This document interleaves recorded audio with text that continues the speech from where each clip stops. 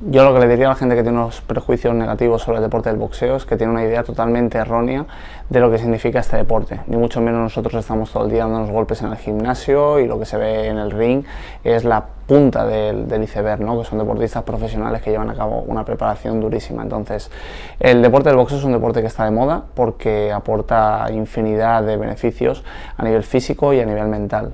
Eso lo han descubierto las personas, todo el mundo ha empezado a practicarlo y están los gimnasios llenos a reventar. La verdad que es un deporte que está subiendo como la espuma, ha estado asociado pues a una serie de ideas políticas y a una serie de mala praxis durante mucho tiempo que hemos tenido, pues porque las cosas evolucionan y porque el deporte evoluciona y porque es algo que durante muchos años ha ayudado a la gente a dar de comer, que no se lo olvide a nadie. Entonces es un deporte que ha salvado a muchísimas familias, a mucha gente, pero ha tenido la parte negativa de que es un deporte pues donde pones en riesgo tu salud y evidentemente eso hay que hacerlo con cabeza y el cuerpo tiene unos límites que hay que saber respetar y escuchar y en el siglo XXI es lo que se hace y lo que se pretende, ¿no? Salvaguardar sobre todo la integridad física del deportista. Entonces, como deporte, es el deporte más completo que existe a nivel mundial. O sea, demostrado con base científica, con estudios científicos de diferentes universidades y testado por muchísima gente. La competición que se ve, el boxeo profesional que aparece en las televisiones, que es nuestra punta del iceberg y lo que nos da más visibilidad, es un pequeño porcentaje, quizá un 3 o un 5% del 100% de gente que practica boxeo. O sea que al final son gente realmente preparada y con una serie de capacidades que no todo el mundo tiene y donde no todo el mundo puede llegar. Entonces, cualquier persona que se acerque a un gimnasio a practicar boxeo no va a hacer lo que está viendo por la televisión.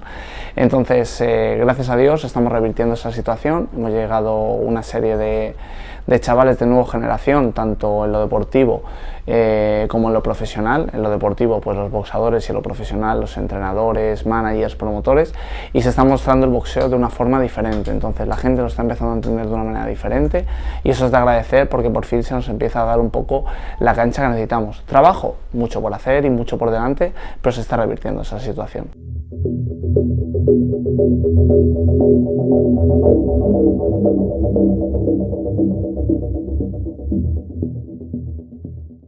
Tiene que haber un apoyo institucional, ¿vale? Para el deporte del boxeo y hablamos de un apoyo institucional en todo el país y a todos los niveles. Tiene que haber un apoyo mediático y tiene que haber una inyección económica. Entonces, ¿quién es quien debe hacer la inyección económica? ¿Quién tiene el dinero? ¿Quién tiene el dinero, básicamente? Entonces, no sé si son las televisiones a día de hoy, plataformas de mass media o simplemente un inversor que tenga ganas de invertir en el deporte del boxeo y hacer que esto crezca. Yo sé que si eso pasa, va a funcionar 100% seguro. No vale solo con que haya una figura, porque a lo mejor pues sí que es cierto que debemos envidiar la plaza de Bilbao, porque han conseguido meter 10.000 personas, pero esa figura que pelea en Bilbao y consigue meter 10.000 personas allí, no las consigue meter en Madrid o en Barcelona. Entonces al final estamos siempre en las mismas, ¿no? Sí, vendemos mucho nuestra casa, pero cuando salimos de ella, ¿qué? Entonces hay que abrir un poco más el mercado, hay que abrir un poco más la mente y hay que acercar las historias de los boxeadores, ¿no? Hay que hacer que la gente no se enamore de una figura, sino del deporte del boxeo en general. Es muy difícil hacer cada semana o cada mes o cada 2 meses un evento de boxeo en España y meter 15.000 personas, ¿no? Al final era un poco el tema de Poli Díaz. Poli Díaz boxeaba, metía 15.000 o 20.000 personas y le decían, oye, ¿a la semana siguiente puede pelear? No, a la semana siguiente no puede pelear. Entonces es un producto que las televisiones tienen que aprender a tratar y sobre todo a rotar. Es decir, que no vale con que haya una persona, sino que tiene que haber muchos boxeadores de muy buen nivel que puedan ocupar la parrilla televisiva en este caso o cubrir los medios de comunicación o las diferentes plataformas de más media. Entonces yo creo que hay que trabajar en una línea común todos los entes del boxeo y entender que lo que nos mueve a todos es el deporte del boxeo. Es decir, que yo pueda vender 10.000 entradas o que a mí me pueda ver 1 millón de personas por la televisión está muy bien, pero son unos números personales. El día que eso se acabe, ¿qué es lo que va a pasar? Entonces hay que trabajar en genérico y sobre ese genérico que vayan despuntando las figuras deportivas que tengan que despuntar.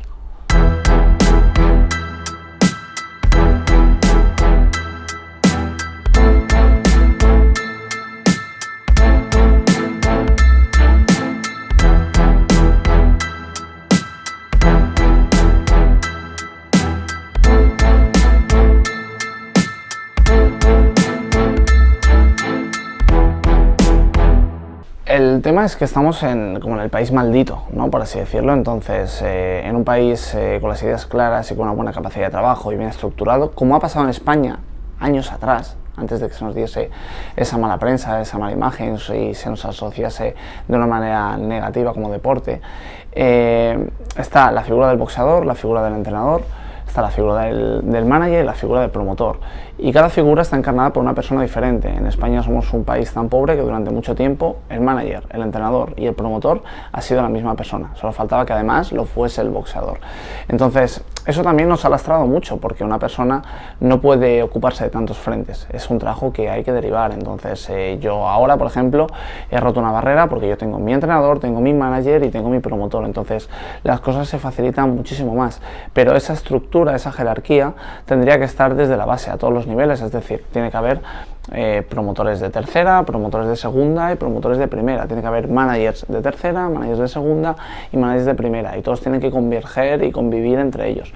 Entonces, es importante que el boxeo, el propio boxeo, respete la estructura del boxeo, que cada uno se ciña al papel que realmente debe desempeñar, y creo que eso se empieza pues sentando unas bases y empezando a trabajar, ¿no? Al final, pues ¿quién organiza una velada?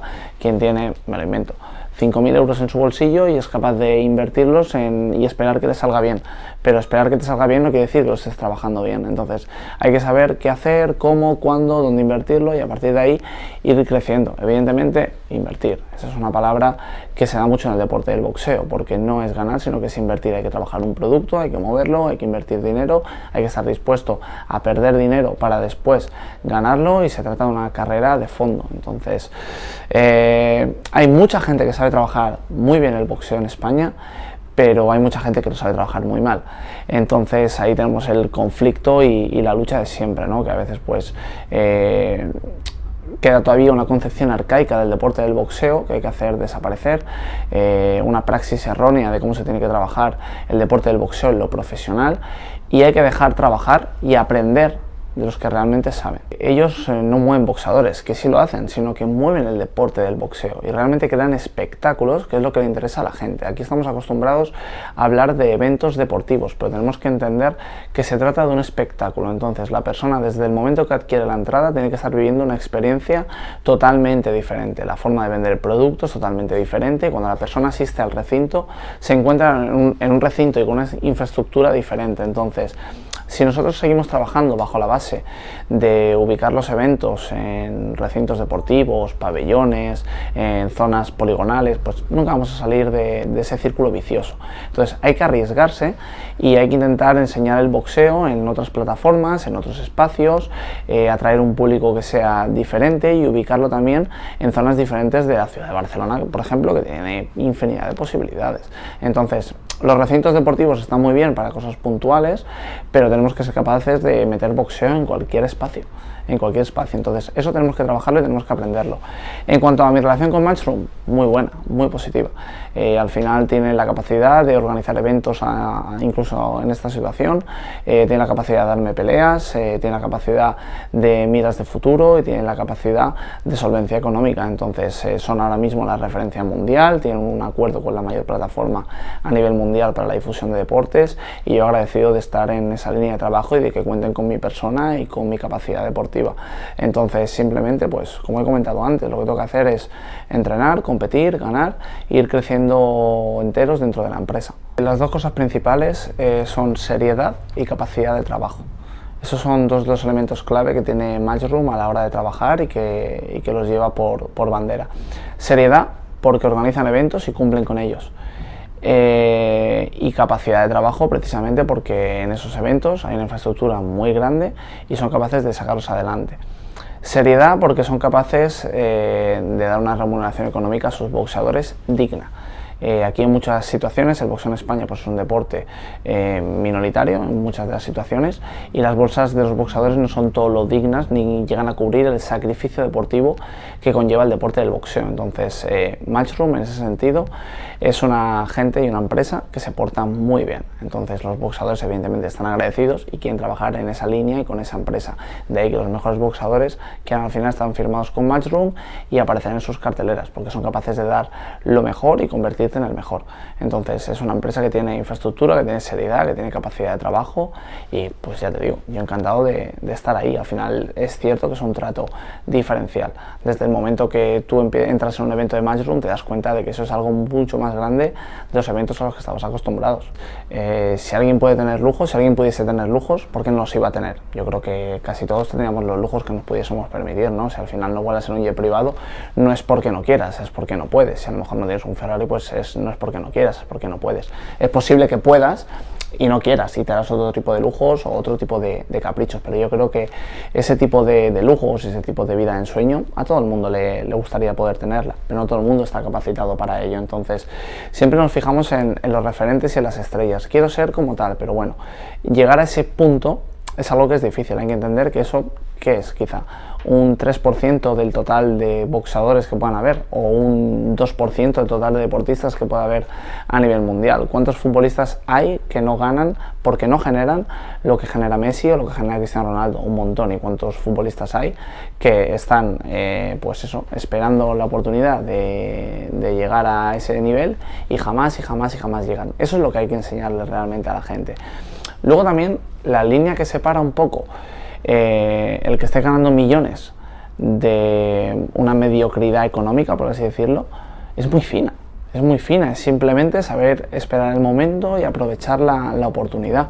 Hay gente que ha tenido la suerte antes y hay gente que le ha llegado más tarde. No es una cosa de tienes 23 y ya no te va a llegar, tienes que tenerlo con 18, o hay gente que le ha llegado con 30. Nunca sabes cuándo va a llegar esa oportunidad, entonces tienes que trabajar y trabajar. Y dentro de eso, que el viaje te sea lo más provechoso posible.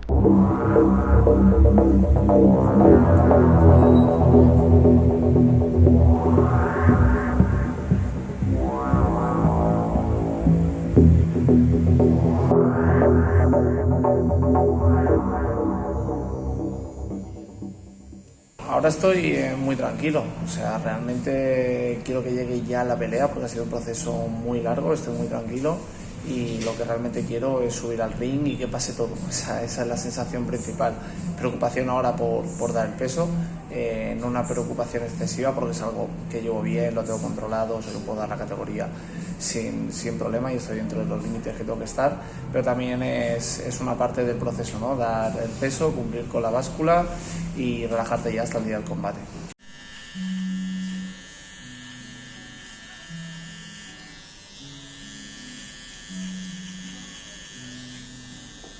Al final la gente siempre antes del combate habla mucho, dice muchas cosas, pero cuando está la persona delante es cuando ahí realmente se demuestra lo que uno ha trabajado y lo que uno dice. Entonces voy a esperar a que estemos frente a frente y a ver cómo se presenta un poco también esa situación. Imagino que él intentará marcársela un poco o intentar ponerme nervioso, pero eso no va a suceder, o sea, es imposible. Al final es la primera vez que se ve en esta situación y yo he estado en infinidad de grandes eventos, grandes peleas, con combates donde he tenido muchísima presión y he tenido que lidiar con ella. Entonces, bueno, es normal que tenga su momento álgido y lo quiera aprovechar, pero yo al final tengo que saber cuál es mi posición y lo voy a mostrar siempre con respeto y con el nivel boxístico que tengo. Yo no creo que esté pasando nada, o sea, realmente hay que hacer una lectura más profunda y entendiéndola desde el punto de vista deportivo. Entonces aquí hay varios factores. Sobre el tema de parar un combate, hay varios entes, varios elementos que pueden detener un combate. Puede ser el entrenador, puede ser el árbitro, puede ser el médico, puede ser el mismo boxeador. El mismo boxeador, en la mayoría de ocasiones, es la persona que nunca va a querer abandonar, ¿vale? Es la persona que siempre va a intentar aguantar todo lo posible. Entonces, creo que la siguiente persona que tiene que prevalecer por el boxeador es el entrenador, que es quien más lo conoce, ¿vale? Entonces, cuando un entrenador acusa a un árbitro de que no ha parado la pelea a tiempo y él ha tenido en todo momento la posibilidad y la potestad de poder detener el castigo que ha sufrido su boxeador, está cometiendo un error. ¿Que el árbitro lo para tarde? Bueno, es posible que a veces los árbitros lo paren tarde, es lo que siempre decimos, el primer golpe nunca se puede evitar, se evitan los que vienen después. Entonces, al final tú no estás día a día con el boxeador, es el entrenador. Entonces, hay ahí un conglomerado de personas que tienen que velar por la seguridad del púgil, incluido el mismo boxeador y decir, vale, hasta aquí ya está, ha sido suficiente, no hacía falta más. Entonces, en ese sentido creo que no hay que tampoco criminalizar a los árbitros, porque hay mucha gente que falla en esos momentos. Son momentos donde tienes que tomar una decisión muy importante, salvaguardar la integridad del púgil, y esa decisión puede conllevar muchas cosas después para la carrera deportiva o para el resultado. Entonces, entendiendo que es una situación difícil, hay que entender también el punto en el que median. Eso no justifica que haya errores graves, que quien lo paga al final es el deportista, ¿vale? Entonces creo que si la solución fuese que los árbitros o los entrenadores tuviesen que tener una formación mayor en prevención o en lo que fuese, pues que la tengan. ¿Que hay que parar antes de los combates? Que se paren. Como te digo, el deporte del boxeo va evolucionando siempre, pero ahí está también un poco la mística, ¿no? del boxeo y la magia, de decir, oye, tengo una persona que la están apalizando durante 10 rounds, y en el round 11 da un golpe y gira la pelea. Si lo hubiésemos parado el combate en el round 10, no lo hubiese conseguido, pero de repente llega el 11 y lo consigue. ¿Qué hacemos? ¿Rompemos esa magia? ¿No la rompemos? Yo creo que al final lo más inteligente es siempre darle la salida más digna posible al deportista. Que salga por su propio pie y de la manera más digna posible. Ya lo pare el entrenador, lo pare el árbitro, lo pare quien lo tenga que parar. Pero que el boxeador tenga una salida digna. Porque se ha preparado a conciencia para un momento deportivo que es complicado y donde se expone a que pueda pasar cualquier cosa. Entonces, que tenga la salida más digna posible y de la manera más saludable posible. En relación a los árbitros, pues bueno, aquí hay varias lecturas. ¿Hay árbitros que se equivocan? Sí, muchísimos, y jueces que se equivocan. Pero, por desgracia o por suerte, el deporte del boxeo está sometido a una valoración subjetiva. Entonces, cada árbitro puede tener una percepción diferente del combate que está viendo. Es decir, la persona que está aquí no lo ve igual que la que está aquí, simplemente por una cuestión de óptica. Entonces, un combate que pueda quedar 100-90, que serían 10 rounds muy claros a favor de un boxeador en principio, puede haber sido una pelea muy cerrada. Es decir, una tarjeta con una diferencia muy grande puede haber sido un combate muy cerrado. Es decir, tú ganas todos los rounds por la mínima, pero en el cómputo final la puntuación es de 190. Parece que le hayas dado una paliza, pero no es realmente así. Y quizá tengas una puntuación mucho más cerrada, que ha sido una pelea muchísimo más competida. Entonces, ese juicio de valoración en relación a los árbitros, por un lado es positivo, porque hay árbitros que se escantillan. Es decir, si dos árbitros ven ganador a un boxeador y el otro lo ve al otro, es que ha visto un combate diferente. Pero sí que es cierto que queda también sujeto a la percepción del árbitro. Entonces, ¿quién ha sido más efectivo? ¿Quién ha sido más técnico? ¿Quién ha sido más agresivo? En función un poco de los parámetros que tú entiendas y tengas como árbitro, por eso los organismos pues ponen un poco y marcan sus normas, tendrás una puntuación o tendrás otra. Entonces, tampoco hay que hacer tanta sangre en el tema de los árbitros. Es algo que está, y es cierto que a veces hay decisiones que son muy polémicas, que son muy controversiales, que dices, ha ganado este muy claro y no le habéis dado la pelea. Ahí realmente sí que tenemos un problema, porque eso existe, no lo podemos negar. Pero no es tan escandaloso como últimamente se está vendiendo, creo. O sea, creo que también hay que salvaguardar un poco la imagen de los árbitros, en el sentido de que, oye, es una persona que tiene una percepción de lo que está pasando, y puede ser una percepción distinta a lo que ve otra persona desde otro punto, y una percepción distinta de lo que ve una persona desde la televisión. Porque a ti la televisión te puede dar una impresión, pero luego en directo la sensación es realmente otra. Cuando el árbitro está cerca, que es el que realmente ve si a lo mejor el boxeador está sufriendo o está recibiendo un castigo innecesario o no. A lo mejor para ti puede ser una situación que parece que está matando al boxeador por la televisión y en directo no es tanto, ¿sabes? Entonces, todo puede variar mucho, depende del prisma desde el que se mire. Pero sí que es cierto que a lo mejor había que unificar criterios, o por lo menos un elemento que a mí me parece interesante, que es hacer públicas las puntuaciones. En cuántos deportes hay que el competidor no sabe en qué puesto está o no sabe qué marcador lleva. Entonces, eso podría hacer que el deporte del boxeo evolucione y cambie también. Si tú sabes que vas perdiendo, pues sabes que tienes que apretar encima del ring, ya no te queda otra opción. Entonces es como que las puntuaciones siempre van ocultas hasta el final de la pelea. Tú piensas que vas ganando, la percepción de los árbitros ha sido diferente, para ellos vas perdiendo, llegas al final de la pelea, crees que has ganado, ellos creen que has perdido, no se te ha comunicado con anterioridad, resultado, has perdido. ¿Para ti qué es? Un robo, ¿sabes? Entonces es una cosa de percepciones. El deporte evoluciona. ¿vale? Entonces antes solo había un campeón mundial por categoría de peso, empezaron a aparecer diferentes organismos, diferentes entidades, que al final son organizaciones privadas que lo único que buscan es dar los mejores combates y poder ofrecer las mejores garantías a los boxeadores y a los organizadores, y pues dentro de eso pues hay diferentes tipos de prestigio, ¿no? Por así decirlo. Entonces en el momento deportivo que estamos ahora no vale con ser campeón mundial, sino que se busca intentar unificar todas las coronas, ¿no? Ahí ese campeón que era único e indiscutible pues hace décadas, pues ahora sería el campeón unificado, ¿no? Pues entonces, bueno, es la nueva fórmula que hay que trabajar, y yo la veo bien y la veo positiva, ¿no? Al final tú eres campeón mundial, está muy bien, pero cuando te eriges como el número uno, cuando eres campeón unificado, ahí eres absolutamente indiscutible. Y es posible que no seas campeón unificado, pero eso no quita de que hayas sido campeón mundial, porque al final ser campeón unificado es algo realmente difícil y complicado. Al final no es llegar, sino mantenerse. Por ejemplo, Teófimo, que ahora está de campeón unificado, le falta el WC que lo tiene Devin Haney, pero bueno, está medio campeón unificado, vayamos a decir, se lo ha encontrado todo en una pelea. Los títulos los tenía Lomachenko, entonces llegas de cero, le ganas a uno, tienes todos los títulos, por eso ya eres el mejor, bueno, tendrás que ganar a más gente. Entonces a lo mejor hay uno que tiene un título, pero ha ganado a gente mucho más complicada por el camino.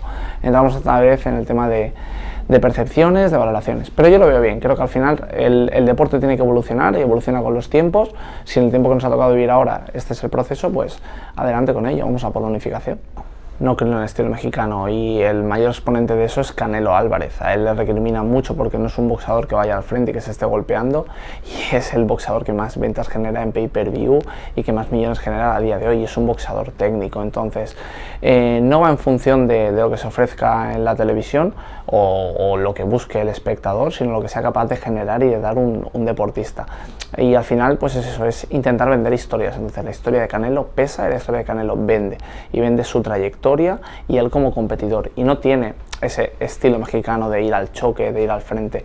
Evidentemente siempre puede enganchar más a un espectador una persona que esté todo el rato al frente intentando intercambiar golpes, etcétera, pero eso no quiere decir que seas un gran boxeador, ¿no? El arte del boxeo es golpear y no ser golpeado, y hay que intentar llevar eso a la máxima. Que lo consigues yendo al frente como hacía Julio César Chávez, excelente. Que lo consigues con un estilo técnico como lo hace Floyd Mayweather, excelente también. Al final es la máxima, ¿no? Lo que hay que buscar, y al final pues hay que entender que no puedes ir siempre al frente porque entonces se te va a cortar la trayectoria deportiva. Entonces, que vendas más o menos no creo que dependa del estilo de pelea que tengas, sino de lo que tú transmitas, de cómo transmitas tu boxeo realmente a la afición. Tú puedes ser muy superior con un estilo técnico y realmente vender muchísimo.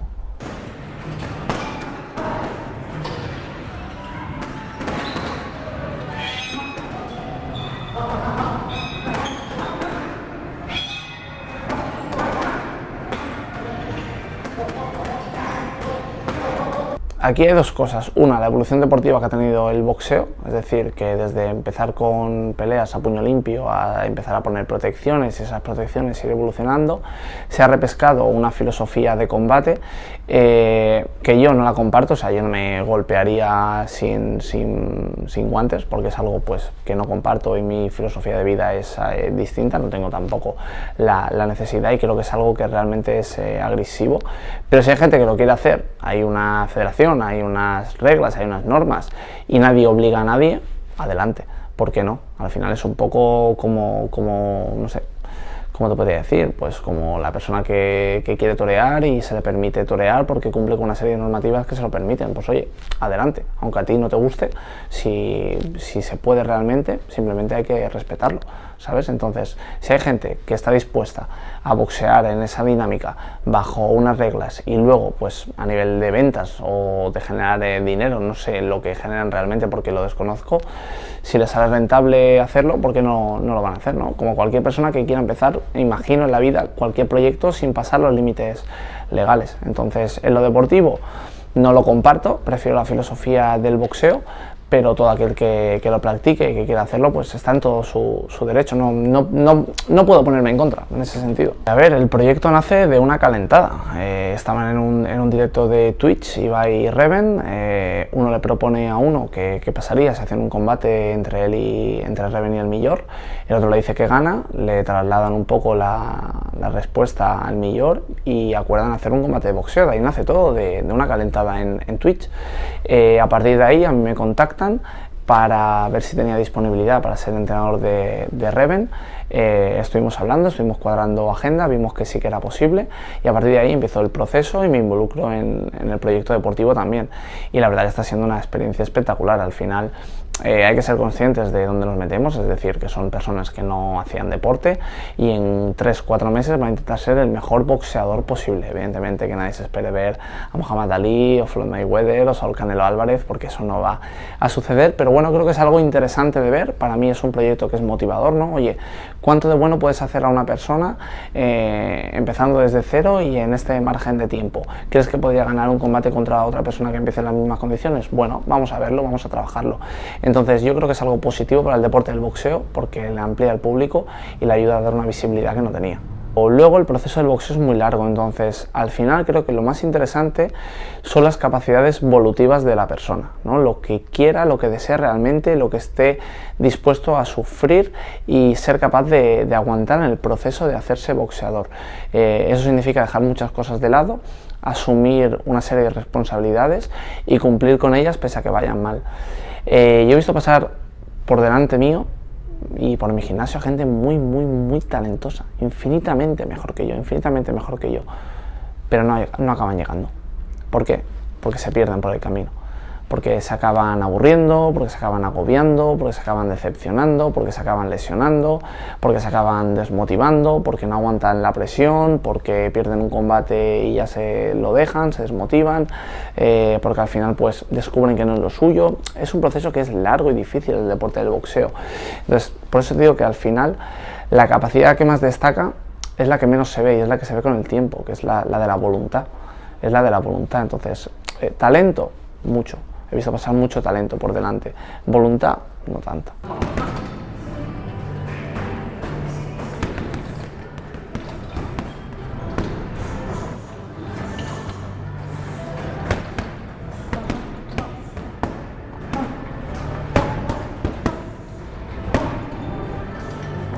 Sinceramente, a nivel de espacios y por tradición boxística, el Madison Square Garden de Nueva York sería para mí el espacio ideal, pero con el momento que estamos viviendo hoy en día en relación al boxeo, obviando el tema del COVID, poder disputar un título mundial en una cartelera de Anthony Joshua o de Saúl Canelo Álvarez también sería algo espectacular, porque sé que donde fuese habría 20, 30, 40, 50.000 o 60.000 personas, las que sean, viéndote pelear, y eso es algo que me motiva muchísimo.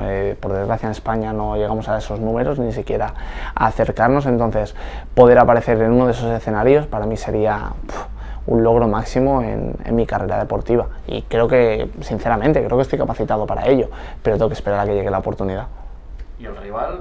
¿Contra qué rival te gustaría enfrentarte? Bueno, ahora mismo creo que Mario Barrios es uno de los rivales que tengo quizá más al alcance. Es un boxeador con el que me gustaría pelear, pero está por ahí Cepeda, está Taylor, está Ramírez, están los que tienen que subir de las 135, como Ryan García, como Gervonta Davis, como un montón de boxeadores de muchísimo nivel, Teófimo López, que realmente sé que van a subir después a las 140. Yo voy a estar preparado y voy a estar esperándolos y ojalá pueda tener la oportunidad de luchar por el título, porque sé que no voy a desentonar, sé que no voy a desentonar. Entonces simplemente es una cosa de momentos. ¿Contra quién? Contra los mejores y contra quien toque. De eso va el boxeo. Llega un momento en el que no puedes obviar rivales ni dejar escapar oportunidades. Entonces se trata de que te lo propongan y de aprovecharlo.